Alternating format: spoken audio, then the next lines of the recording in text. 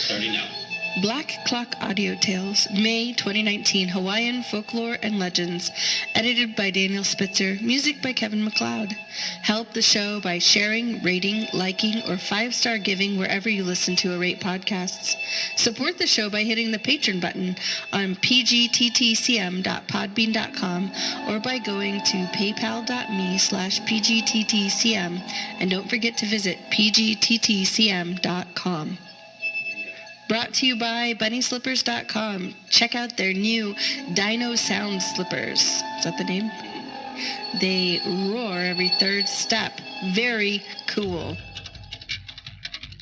The destruction of the temples. The last great defender of the Hawaiian gods. 1. On the 1st of October 1819, a fleet of 4 canoes bearing the royal colors set sail from Kaihe in the district of Kohala on the northwestern coast of Hawaii.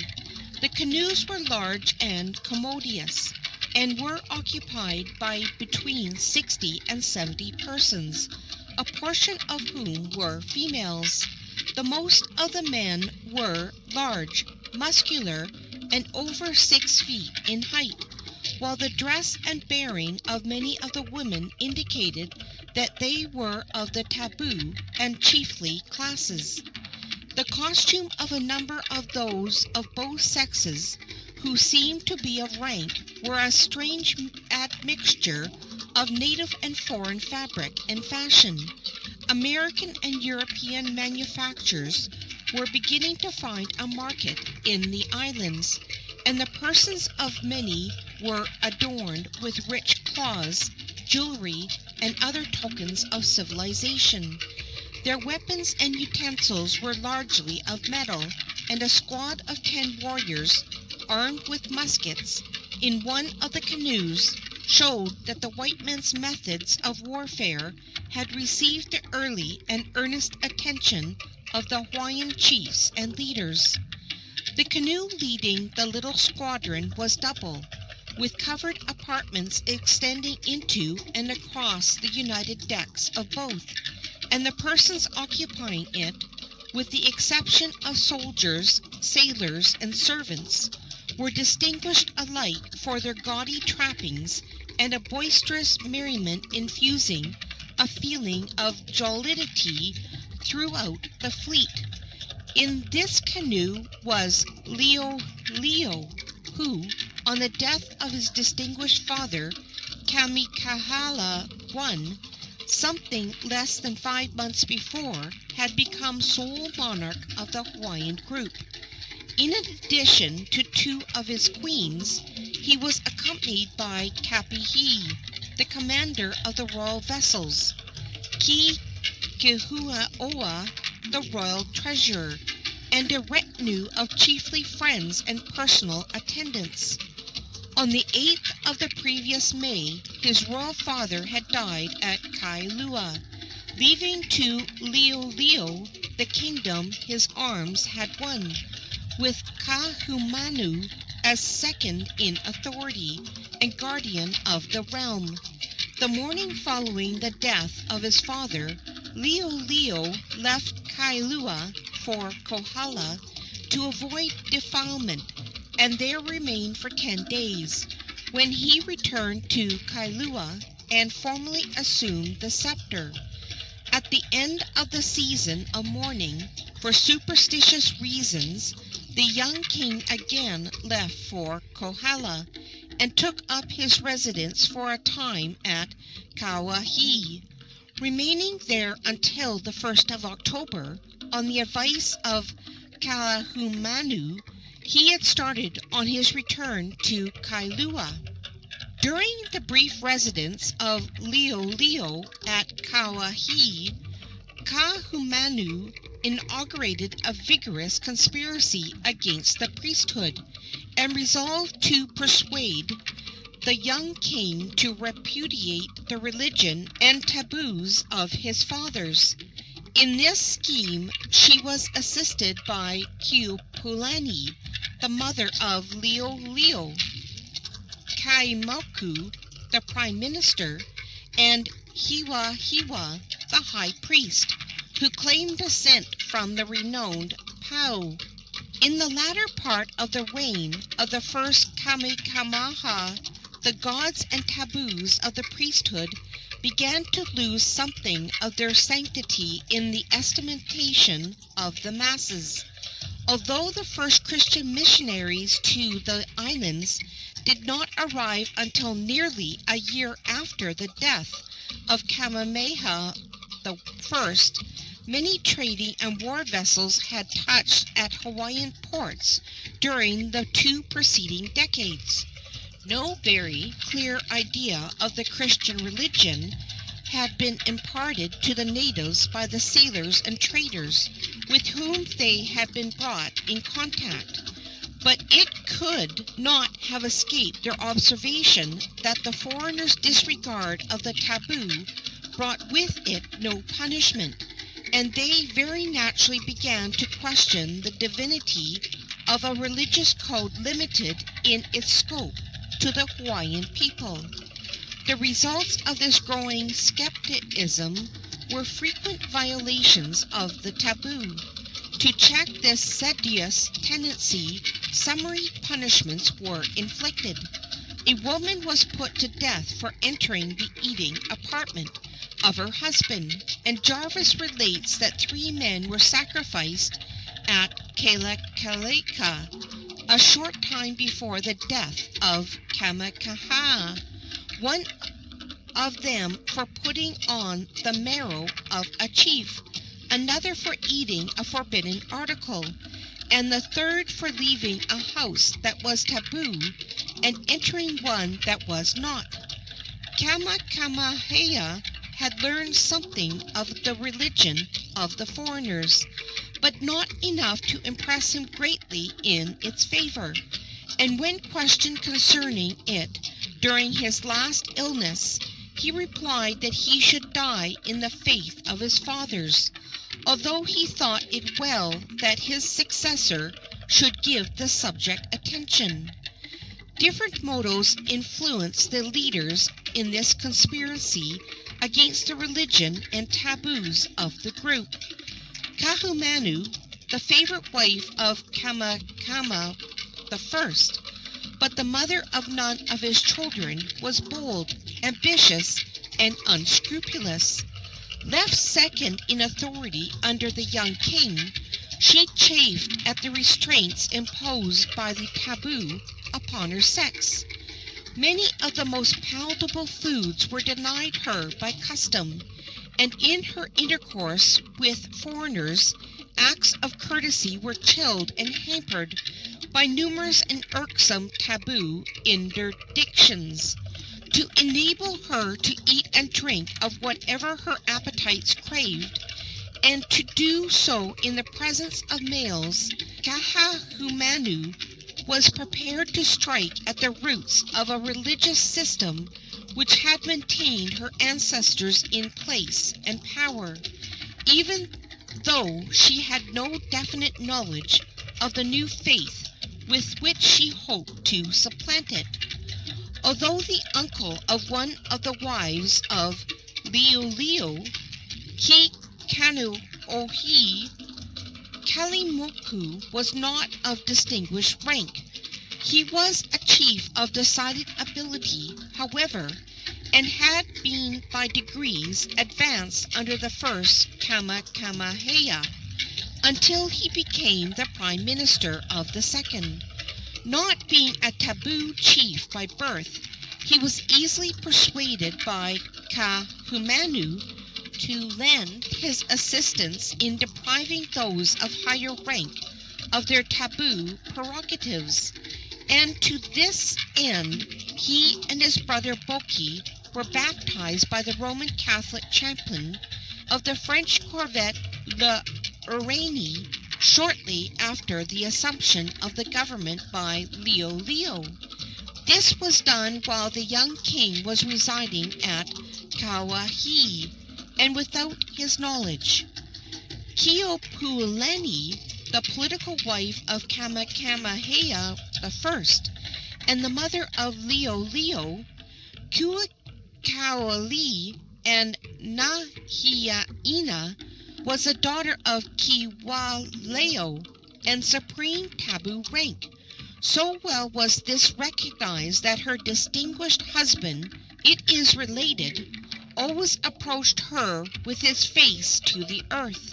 She lacked decision of character, however, and her adhesion to the conspiracy against the taboo was doubtless due to the influence over her of the crafty Kahamu.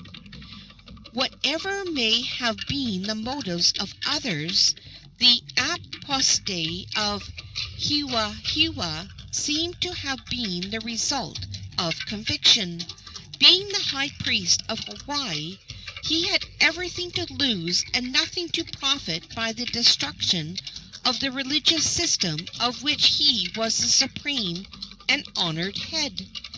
Of an inquiring mind, the little knowledge he had gained of the new creed had convinced him of the inconsistency of his own, and when the time came to strike, he acted boldly. His hand was the first to apply the torch to the temples.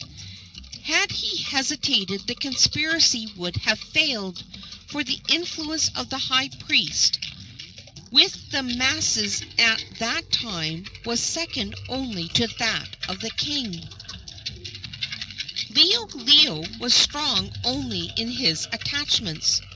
Born in 1797, when the group had been consolidated under one government and further wars were not apprehended, he had not been given that austere and solid training in civil and military life imparted to the princes of the previous generation.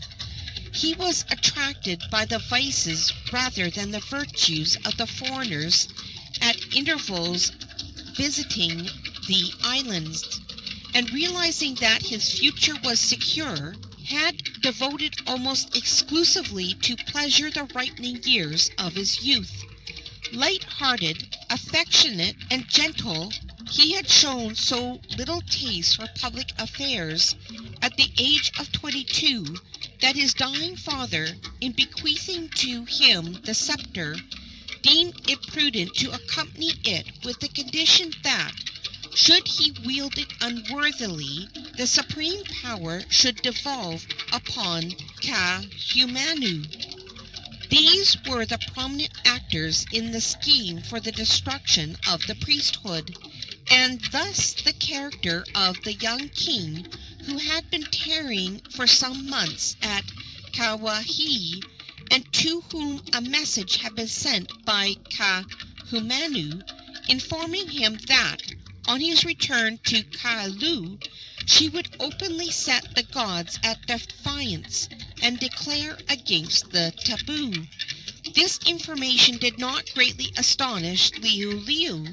He knew of the growing hostility to the taboo, had talked with Hiwa on the subject, had learned that his mother had failed to respect it on late occasions, and had himself seen it violated without harm to the offender. Yet he feared the consequences of an open declaration against the priesthood. He remembered the fate of Hua, whose bones whitened in the sun. He knew that his arrival at Kailua would precipitate the crisis, and compel him either to renounce or defend the gods of his fathers. And after leaving Kauai, as we have seen, with a party occupying 4 canoes, he pursued his way very leisurely towards Kailua, seemingly in no haste to reach his destination. Moving southward and passing the rocky point immediately north of Pukau, sail was shortened in the royal fleet, and the canoes drifted slowly along the coast, taking just wind enough to hold their course. Carousings were heard in the royal quarters. Leo appeared, and, waving his hand to a group of men and women forward, a wild hula dance was soon in progress. to the accompaniment of drums and rattling calabashes. The king watched the dancers for some time with vacant air, and then began to mark the drum beats with his feet. The emphasis of the movement increased until, dismissing his dignity, his voice finally rose above the rude music, and he began to dance with an enthusiasm which seemed to be almost frenzied. Others of the royal party joined in the revelry, and for half an hour or more the vessel was the scene of tumultuous merriment. Bottles and calabashes of intoxicating liquors were then passed from one to another of the companions of the king, and the hula was continued, followed by chants, melees, and other methods of enjoyment. Drinking was frequent, and the humbler members of the party were sparingly supplied with gin, whiskey, and other stimulants. Similar scenes were transpiring in the canoes following, and the debauch was the wildest ever witnessed on any one of the 8 Hawaiian seas. "Let us make drunk the water gods," exclaimed the king. "Here, Kula, is a taste for you, and here, Ukampio, is your share." And he tossed into the ocean 2 bottles of liquor. "Let us hope the gods may not be angered by the unusual sacrifice," says Lanui, one of the favorite companions of the king. He spoke seriously, and Leo's face wore a troubled expression for a moment as he replied, "Then you have not yet lost faith in the gods, Lainui?" "No," was the prompt answer of Lainui. The king did not continue the conversation. Turning and beckoning to a servant, more liquor was bought, after which the revelry was continued all through the day and far into the night. Meanwhile, so little progress had been made that at noon the next day the fleet was off Kiholo. For another 24 hours the feasting, drinking, and dancing continued, when the revelers were met by a double canoe sent by Kahumanu from Kailua in search of the royal party. The messengers of his chief counselor were courteously received by Leo, and, hoisting all sail, he was escorted by them to Kailua, where he was warmly welcomed by Kahumanu and the members of the royal family. Appearances of dissipation were plainly visible in the language and bearing of the king, and Kahumanu regarded the moment as auspicious for committing him to some flagrant and public act of hostility to the taboo. Both she and Keopuolani, the queen mother, had been secretly violating it since the death of Kamehameha I, by eating of foods interdicted to their sex, and to screen themselves from exposure it was necessary that their religious system should be destroyed, of which the taboo was the vital force. This could be accomplished only through the united efforts of the king and high priest. Ahiwa was prepared to do his part as the religious head of the kingdom, but the young king, notwithstanding the pressure that had been brought to bear upon him by Kahumanu and a few of the leading chiefs of his court, was still undecided. A feast was prepared in honor of the king's return to Kailua. In accordance with native custom, separate tables for the sexes were spread, and a number of foreigners were present as the invited guests of Kahumanu. During the afternoon, Leo, in response to well-devised banters, had been induced to drink and smoke with the female members of his family. This was a favorable beginning, and farther emboldened by his mother, who deliberately ate a banana in his presence and drank the milk of a coconut. He declared that he would openly set the taboo at defiance during the approaching feast. It was feared that his courage would fail, and he was not left to himself for a moment until he led the way to the feast. His step was unsteady, and his face wore a troubled expression as he proceeded to the pavilion, accompanied by Kahumanu, Keopuolani, and other members of the royal household. As they separated to take seats at their respective tables, the Queen Mother gave Leo a look of encouragement, and Kahumanu said to him in a low tone, "If you have the courage of your father, this will be a great day for Hawaii." The king made no reply, for at the moment his eyes fell upon wooden images of Ku and Lono on opposite sides of the entrance, and he stepped briskly past them and seated himself at the head of one of the tables. The sight of the idols almost unnerved him, and some of the guests observed that his hand trembled as he raised to his lips and drained a vessel of what seemed to be strong liqueur. The guests were all seated. Hua rose, and glancing at the troubled face of the king, lifted his hands and said with firmness, "One and all, may we eat in peace, and in our hearts give thanks to the one and only God of all." The words of the high priest restored the sinking courage of the king.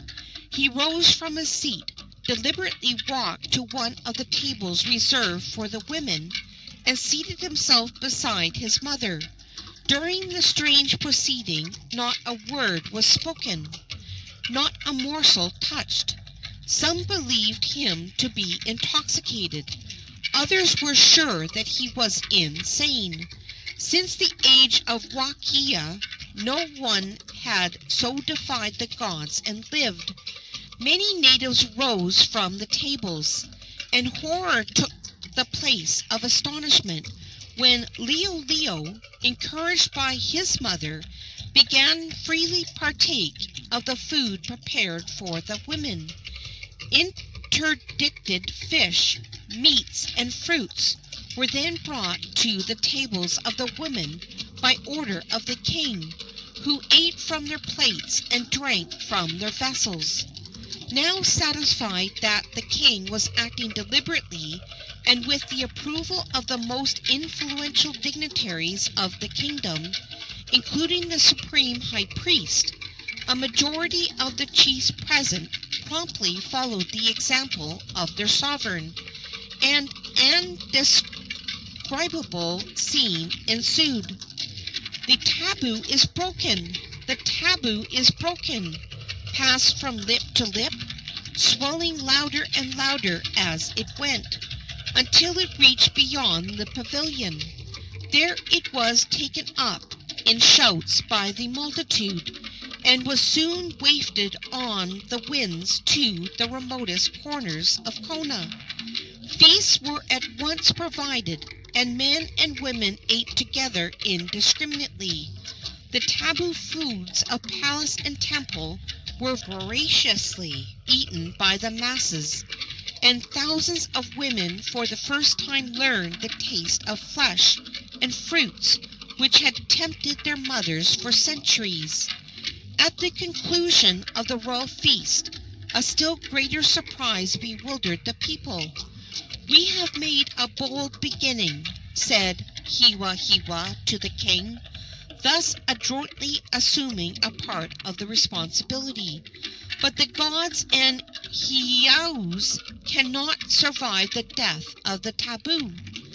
"Then let them perish with it," exclaimed Leo. now nerved to desperation at what he had done. "If the gods can punish, we have done too much already to hope for grace. They can but kill, and we will test their powers by inviting the full measure of their wrath." To this resolution the high priest gave his ready assent, and orders were issued at once for the destruction of the gods and temples throughout the kingdom. Resigning his office, Hiwa was the first to apply the torch, and in the smoke of burning heiaus, images and other sacred property, beginning on Hawaii and ending at Niihau, suddenly passed away a religious system which for 1,500 years or more had shaped the faith, commanded the respect, and received the profoundest reverence of the Hawaiian people. No creed was offered by the iconoclasts in lieu of the system destroyed by royal edict, and until the arrival of the first Christian missionaries in March of the year following, the people of the archipelago were left without a shadow of religious restraint or guidance. 2. While the abolition of the taboo system received the universal approval of the masses, the destruction of the gods and temples met with very considerable remonstrance and opposition. It was believed by many that the priesthood might be preserved without the taboo, and that the king had transcended his sovereign power in striking down both at a single blow. Hence many gods were saved from the burning temples, and thousands refused to relinquish the faith in which they had been reared. Deprived of their occupations, the priests denounced the destruction of the heiaus, and it was not long before a formidable conspiracy against the government was organized on Hawaii under the leadership of Keuokalani, a chief of rare accomplishments and a cousin of the king. Defection appeared at the court, and several chiefs of distinction gave their support to the revolutionary movement. However it may be regarded in the light of its results, on the part of Keuokalani, the rebellion was a brave and conscientious defense of the religion of his fathers. He raised the standard of revolt within a day's march of Kailua, and invited to its support all who condemned the action of Leo in decreeing the destruction of the national religion. He scorned all compromises and concessions, and but for the firearms of the whites would doubtless have wrested the scepter from his royal cousin. It has been asserted that Keuokalani was ambitious and availed himself of the discontent created by the anti-religious decrees of Leo as a possible means of seizing the reins of government. This assumption is not sustained either by the words or acts of the unfortunate chief. The ambassadors sent to him after the first skirmish of the conflict reported that he declined all terms of peaceful settlement. This, however, was not the case. What he demanded was that Leo should withdraw his edicts against the priesthood, permit the rebuilding of the temples, and dismiss Kalaimoku as prime minister and Kahumanu as chief counselor of the government. These conditions were declined, and the ambassadors returned with the story that they had offered to leave the question of religion entirely with the people, but that Keuokalani would have nothing but war. A correct statement of what occurred at the interview would doubtless have weakened the royal cause, and was therefore withheld. After the resignation of Hiwa as high priest, the position devolved upon Kekuaokalani by right of precedence, and, believing in the sanctity of his gods, as a brave man he could not do less than take up arms in their defense. No characters in Hawaiian history stand forth with sadder prominence, or add a richer tint to the vanishing chivalry of the race, than Kekuaokalani and his courageous and devoted wife, Manono, the last defenders in arms of the Hawaiian gods. They saw all that the light around them presented, but the only gods known to them were those of their fathers, and they died in a futile effort to protect them. They were brave, noble, and conscientious, and the cause in which they perished cannot detract from their grandeur or dim the glory of the sacrifice. In the veins of Kekuaokalani ran the best blood both of Hawaii and Oahu. He was a nephew of Kamehameha I, and his strain was even superior in rank to that of his distinguished uncle. His great-grandmother was Kamikamoku, a princess of Oahu, who became the wife of Kalaniʻōmamao, one of the sons of Kauai, king of Hawaii, and the mother of Kalakaʻopu, grandfather of Keopuolani, mother of Leo. One of the full sisters of Kanepiu was Manoa, the grandmother of Keopuolani. One of the early wives of Kamehameha I was Kaloa, a chiefess of Hawaii. She subsequently became the wife of Kekuaokamanoʻoa, a younger brother of Kahekili, king of Maui, and the mother of Manoa, wife of Kekuaokalani. As the mother of Manoa was a daughter of Kumakoʻoa, one of the sons of Keawe, king of Hawaii, and the father was a prince of Maui, she was not only of high rank, but was related in blood both to her husband and the reigning family. Kekuaokalani is referred to by tradition as one of the most imposing chiefs of his day.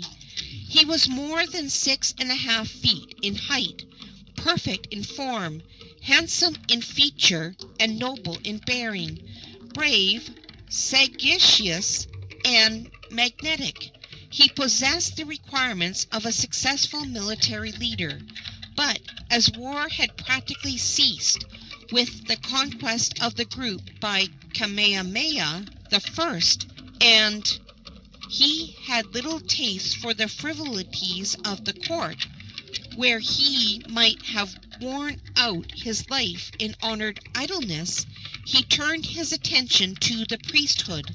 Beginning at the bottom, with patient application, he passed through the intervening degrees until he stood beside the high priest, fully his equal in learning, and more than his peer in devotion to his calling.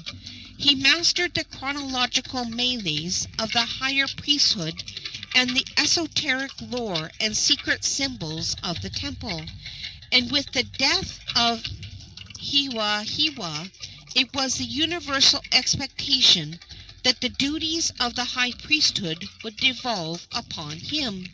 In disposition he was humane, charitable, and unselfish, and appreciating the nobility of his character, his wife worshipped him almost as a god.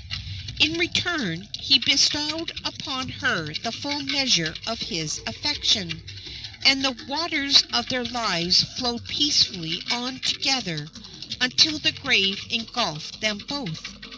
This was the character of the sturdy chief around whom the friends of the dethroned gods of Hawaii began to rally. He counseled peace and submission so long as he could find listeners among the disaffected, but in the end he was forced into the revolt and became the leader of the movement. He was present at the royal feast at Kailua, when Leo publicly violated the taboo and decreed the destruction of the temples. He saw Hiwa, the venerable high priest, who had been to an extent his religious guide and instructor, cast the first brand upon the heiau, where they had so often worshipped together, and sought the counsels of the gods.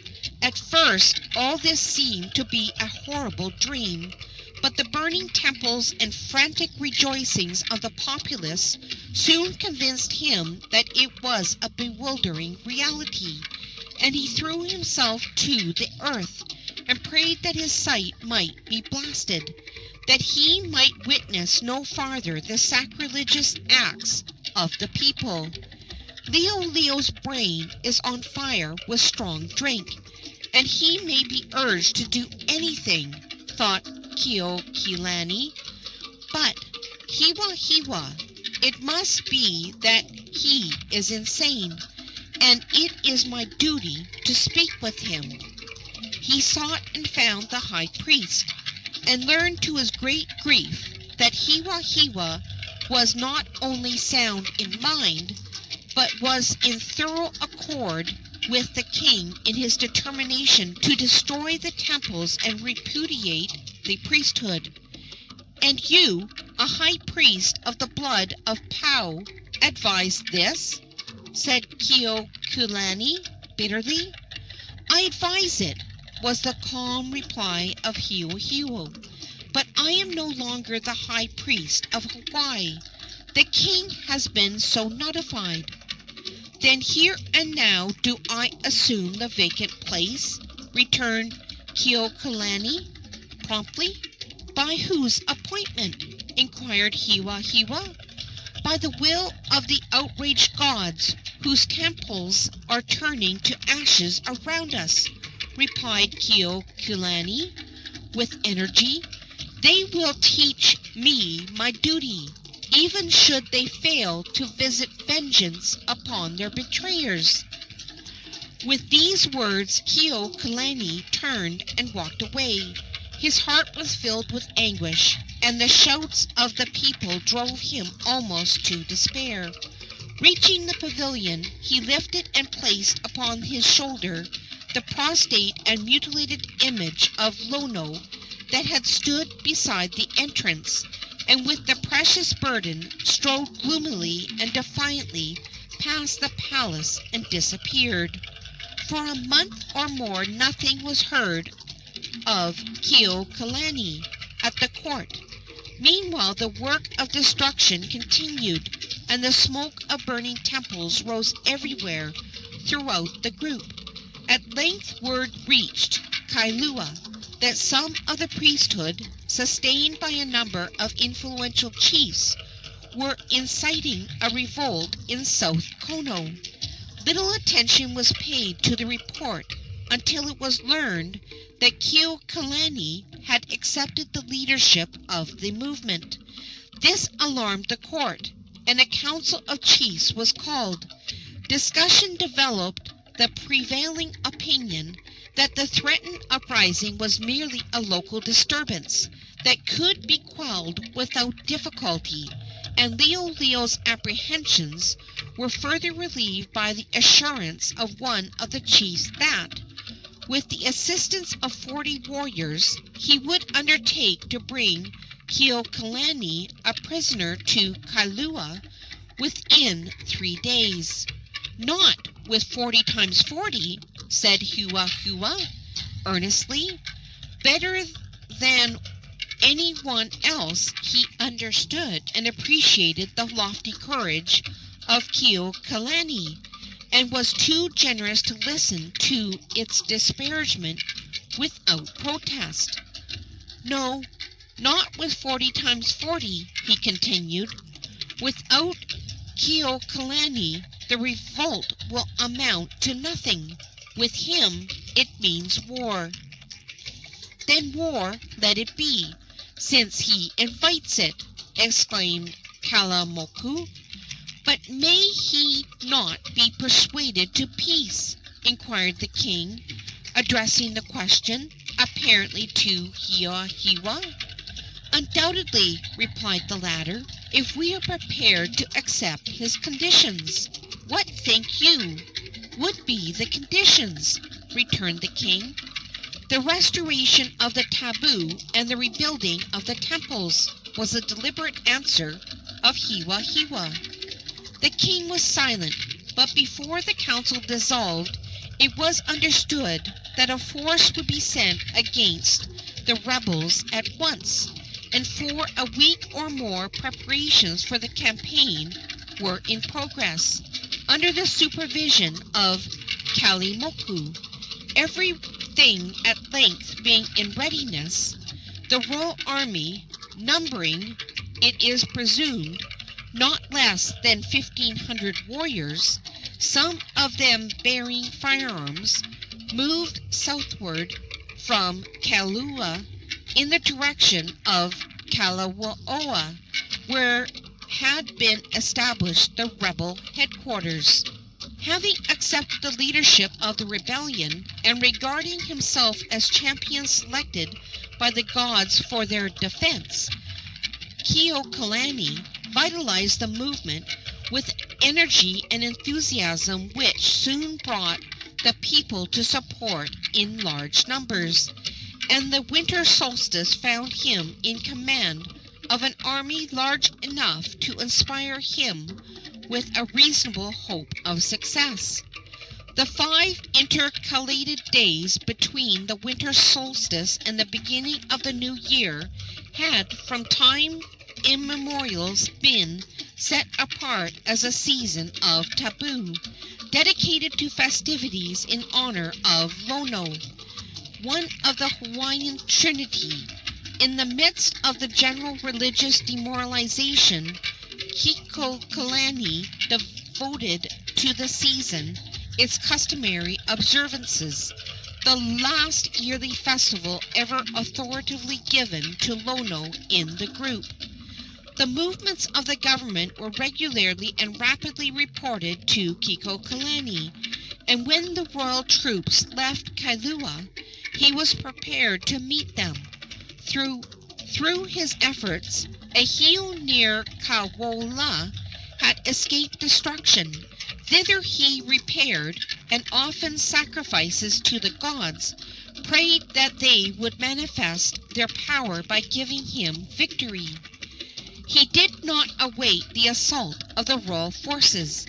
Leaving Kawola, he attacked and defeated their advance, not far north of that place, throwing the entire army into confusion. Satisfied with the success, he returned to Kawola. News of the repulse reached Kailua. A consultation was called by the king, and Kalaimoku urged the prompt advance of reinforcement by land and sea, and an immediate and overwhelming attack upon the rebels at Kawola, rightly claiming that every day would add to the strength of the insurgents, under the inspiration of the slight victory they had achieved. This advice was accepted, and every available force was immediately sent to the front, including a squadron of double canoes under the command of Kahumanu and Kalkua, one of them carrying a mounted swivel in charge of a foreigner. Uncertain as to the strength of the rebels, and by no means confident of the results of a struggle which had opened in favor of his enemies, Leo advised a resort to peaceful negotiation. before staking everything on the chances of battle. Hopali, who stood in the capacity of husband to the Queen Mother, and Nahi, hereditary national counselor and orator, were seated as ambassadors to confer with Kekualani, and Keopuolani volunteered to accompany them. Reaching the camp of the insurgents, the ambassadors were graciously received by Kekualani, and used every means to effect an amicable settlement of the difficulties that had brought two hostile armies face to face. But nothing satisfactory could be accomplished. They were not authorized to offer such terms as Kekualani felt that he could consistently accept, inasmuch as they failed to embrace either the restoration of the taboo or the rebuilding of the temples. Nath offered to leave the question of religion optional with the insurgents. To this proposal, Kekualani bitterly replied, "You offer the scales of the fish after you have picked the bones. As they are without temples, where would they worship? As they are without altars, where would they sacrifice? As they are without the taboo, what to them would be sacred and acceptable to the gods? Then must we take back the word that Kekualani will have nothing but war?" said Keopuolani sadly. "No, honored mother of princes," replied Kekualani, in a tone so solemn and impressive that his listeners stood awed in his presence. "Say rather that Kekualani, the last high priest, it may be, of Hawaii, is prepared to die in defense of the gods to whose service he has devoted his life. If they are omnipotent, as he believes them to be, their temples will rise again.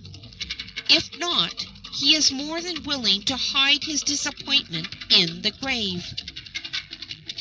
Naithi was his uncle.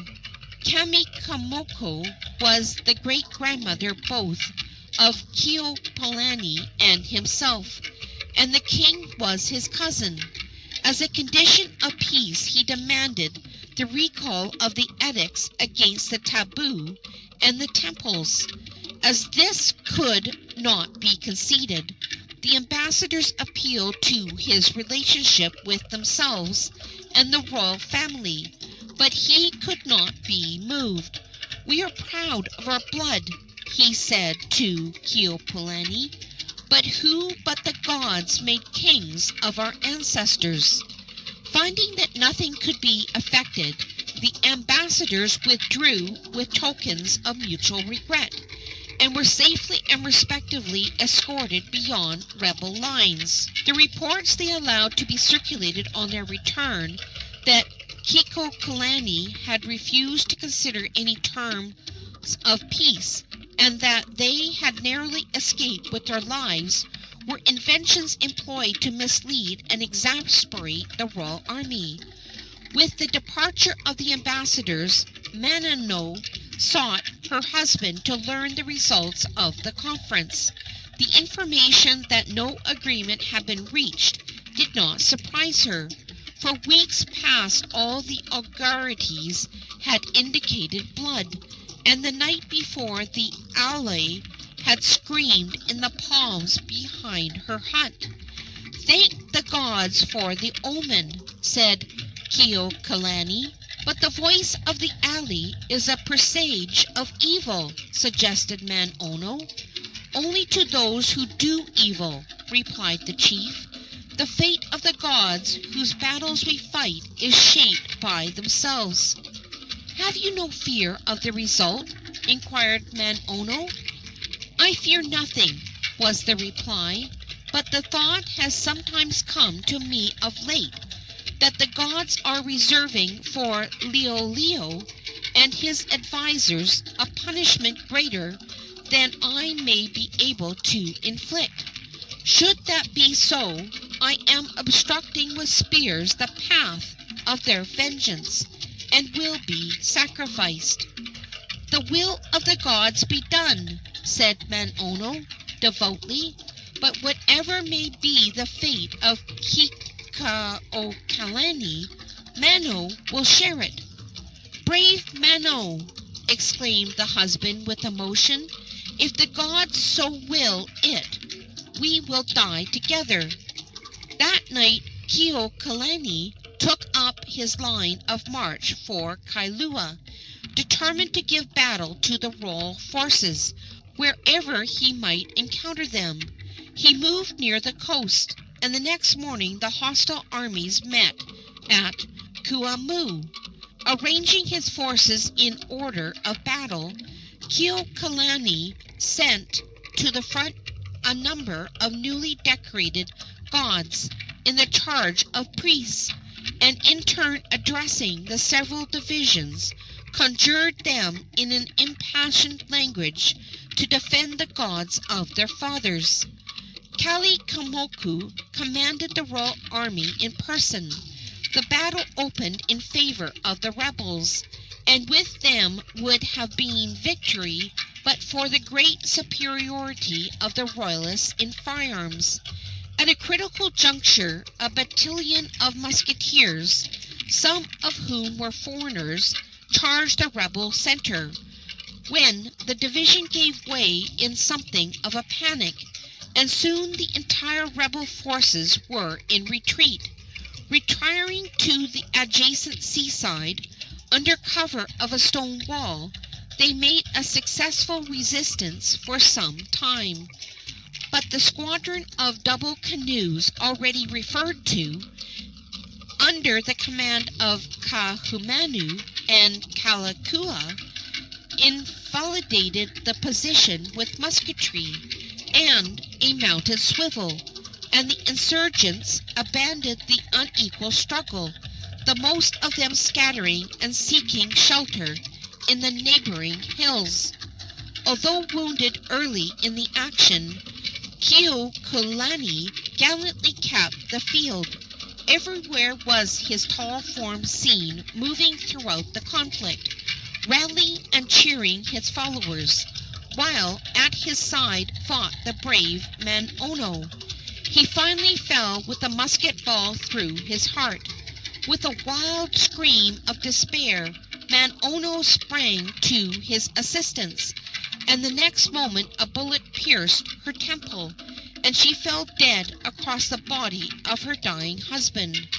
Kalamoku was the first to approach, and gazing long upon the noble features of Kekaokalani, grand even in death, turned to his followers and said, "Truly, since the days of Kiwai, a grander Hawaiian has not lived." Thus died the last great defenders of the Hawaiian gods.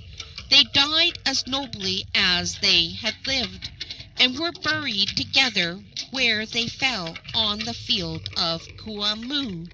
Small bodies of religious malcontents were subdued at Waimea and one or two other points, but the hopes and struggles of the priesthood virtually ended with the death of Kekaokalani. Black Clock Audio Tales is edited and produced by D.B. Spitzer in Badger's Drift Studios in Portland, Oregon.